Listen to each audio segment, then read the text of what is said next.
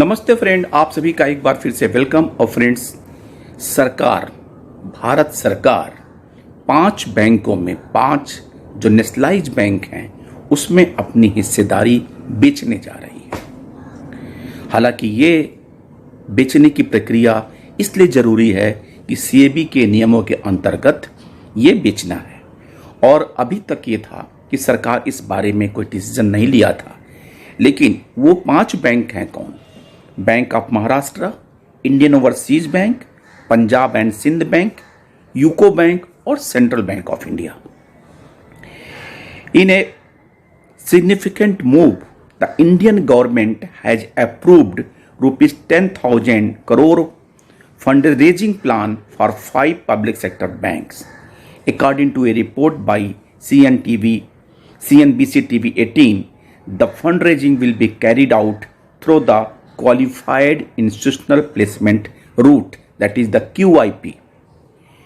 वो 5 बैंक जो हैं जिसमें सरकार की इस समय हिस्सेदारी बैंक ऑफ महाराष्ट्र में 79.6%, पंजाब एंड सिंध बैंक में 98.25%, इंडियन ओवरसीज बैंक में 96.38%, यूको बैंक में 95.39% और सेंट्रल बैंक ऑफ इंडिया में 93.08% है। The fundraising expected to begin in small tranches starting from the 4th quarter of the financial year 25. Stake sale via offer for sale OFS route. In addition to the QIP, the Department of Investment of Public Management (DIPAM) has been authorized to sell stake in these banks through the offer for sale OFS route. The step is part of the government strategy to meet the 25% of the minimum public shareholding norms for public sector banks by August 26. These banks currently fall under the administrative control of the Department of Financial Services.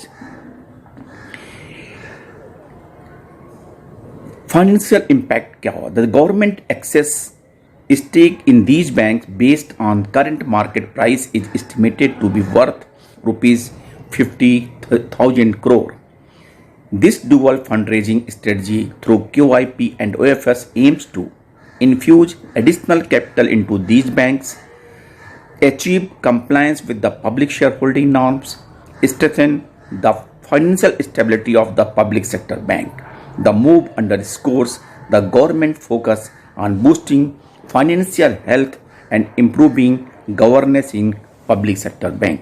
वहीं IDBI bank के privatisation का जो बात करें वो भी तेजी से चल रहा है, और ये उम्मीद की जाती है अगले फाइनेंशियल ईयर में IDBI बैंक का भी डिसइन्वेस्टमेंट के प्रोसेस पूरे हो जाएंगे। थैंक यू फ्रेंड्स, नमस्ते।